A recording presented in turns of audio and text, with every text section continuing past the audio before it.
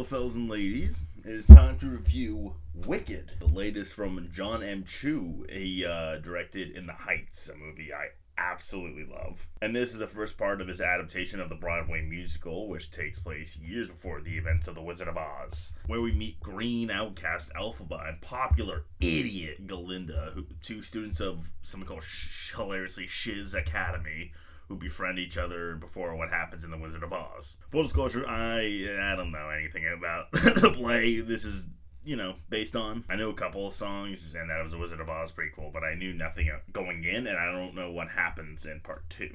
So, I got a little bit of a naked view of this movie, and yeah, I was into it. I was really, really into it. I definitely have my qualms with it, a decent amount of it, but like the overall vibe I got when I was done with it was I was really into it. Where my issue comes from is I think the visuals of this movie are really bad. And that doesn't always mean much, like something like I remember people were really shitting on the visual effects in the final act of Black Panther, and I'm like, well, that doesn't ruin the movie. However, this movie, like, the visuals of the movie are just so off. It has very major blue screen issue. The colors of the movie just look so flat for a movie that is so supposed to be colorful. It has a lot of colorful sets and all that, but it's mostly like so poorly lit that it kind of drowns that out. I'll talk about Erivo in a bit. I thought she was great, but I will say the character of Elphaba, I don't know, something she kind of lacks personality. She kind of has main character syndrome, where like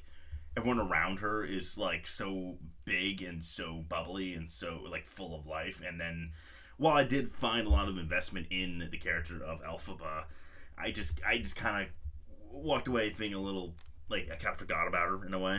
I'm interested to see where this goes for her, for sure, and I feel like part 2 will have a lot more, personality, but in this case, I just thought she was lacking. I definitely see what they were doing with the character, though, for sure, especially in contrast to Ariana Grande's character, Galinda. There's also like a storyline with like talking animals that I really couldn't get into. It's a nitpick on my end, but I see why it exists. And also, there's a lot of moments, especially when it comes to comedy. I do think the movie's overall really funny.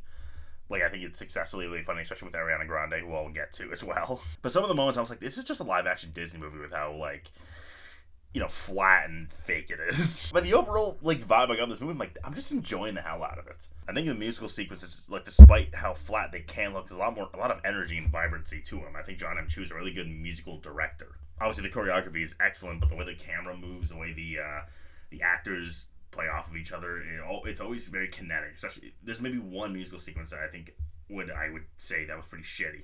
One issue I always have with Broadway adaptation is like this. This thing that they do where they forget that, like, there's a difference between how you act on stage and how you act in a film. There's just a separation that is missing when you watch a movie that you benefit from on stage. Thankfully, I will say I think Cynthia Erivo and Ariana Grande nailed that. Again, I don't really know who these characters acted on stage, but in here, I think Erivo gave this character a lot of depth. This is clearly a lot of bubbling for her that is clearly painful, even if, again, she kind of lacked a personality. I think Ariana Grande really shows off her acting chops, like, big time here. Like, she's very funny, very memorable, very bubbly the whole time. She nails the comedic moments. Like, her timing is absolutely perfect. My favorite parts about Grande's performance, though, are, like, her eyes. She does, like, a lot of... there are certain moments, like, emotional beats in the movie, where you just kind of look at her and I'm like, there is something so, like, off about this character. Not necessarily something dark, but something sad. Some form of longing, and she's able to do that with her eyes, especially something towards the beginning. Also really got a shout out to Jonathan Bailey for a very charming performance. Very, like, definitely one of the standouts of the movie.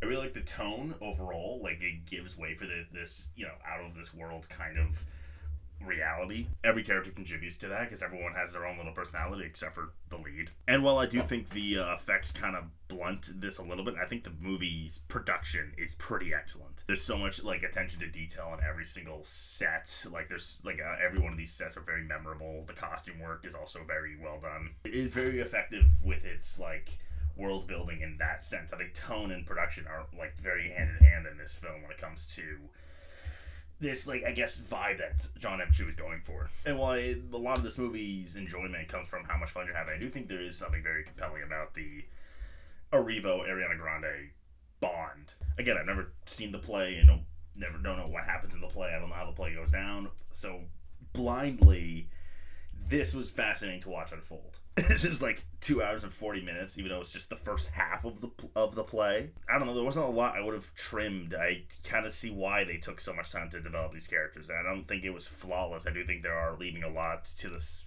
the final act. I do like that they used the time to actually, let us sit with these characters and like what they want to deal with. And I also thought the runtime just breezed by. And part of it is because it was so much fun. But I do think, like, it could have easily dragged. And I don't remember it really dragging. The finale. It ends on such an insane high note. It's the Defying Gravity song. It ends on such a high note that I'm actually, like, excited for part 2. Even with all my flaws with this movie, I had such a good time. And I really am intrigued. Like, what is going to go down in this second act? Because I know, it's going to end with, where they end up in The Wizard of Oz. So I'm like, but how is that gonna get there? And it ends on in a note of massive intrigue, or I'm like, ooh, okay. Well, some of the visuals are off-putting. Overall, Wicked is very fun. Really funny. It gets my old little piggies tapping, and it has incredible musical sequences mixed in with amazing sets and costumes, while giving us an emotionally satisfying film of friendship with a great Cynthia Erivo and an even better Ariana Grande. I can't wait to see what part 2 is going to give us, but I'm going to have to give Wicked 8 erased Cynthia Erivos out of 10.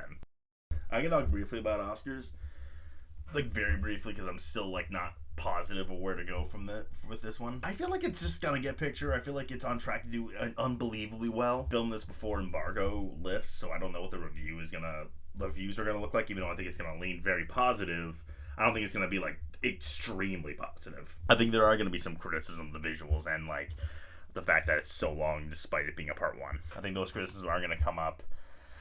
But I think enough people are going to love it, and enough people, again, it's going to be so big that I think it's just going to be impossible to ignore. I think Ariana Grande is pretty on track to get nominated. Costumes and production design are like definitely getting in, probably going to win. The sound really stood out to me as like especially really good. I think that'll definitely get in, even without picture. Visual effects is a little dicey, but like it could happen, even though it's going to be a big point of criticism. Erivo, I'm leaning no, but like I guess I can't fully counter out. It's not gonna get director's screenplay if they want to. It's really weak here, so maybe. Makeup is strange because it's like she's just green, but maybe that could be enough if the movie's like strong. But I'll see about that one. Editing, maybe it is well edited, but I just think it's such a strange thing where like I think it's a bottom feeder overall, and that doesn't really lend well to a lot of nominations. But I do think that at the end of the day, I think it's just like is it really ever just gonna like not like be talking about Wicked anytime soon? I think Wicked's just gonna be like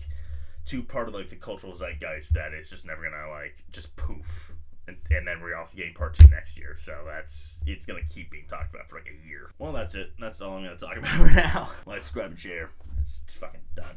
Leave.